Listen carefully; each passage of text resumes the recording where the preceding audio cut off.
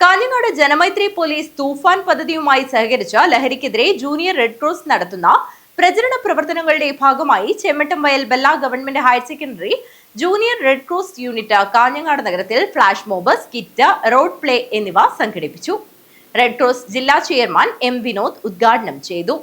Kanhangad Janamaithri police തൂഫാൻ പദ്ധതിയുമായി സഹകരിച്ച് ലഹരിക്കെതിരെ ജൂനിയർ റെഡ് ക്രോസ് നടത്തുന്ന പ്രചരണ പ്രവർത്തനങ്ങളുടെ ഭാഗമായി Chemmattamvayal Bella higher secondary junior red cross unit Kanhangad നഗരത്തിൽ flash mob, skit, road play പരിപാടികൾ സംഘടിപ്പിച്ചു.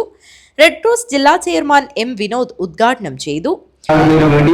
അതുപോലെ തന്നെ ഈ വിപത്തിനെ ഭൂമിലോകത്ത് നിന്ന് തുടച്ചു നീക്കുന്നതിന് വേണ്ടിയുള്ള ഒരു ഫ്ലാഷ് മോബാണ് ഇവിടെ അവതരിപ്പിക്കുന്നത്. അതിനുവേണ്ടി വിദ്യാർത്ഥികൾ തയ്യാറായി വന്നിട്ടുണ്ട്.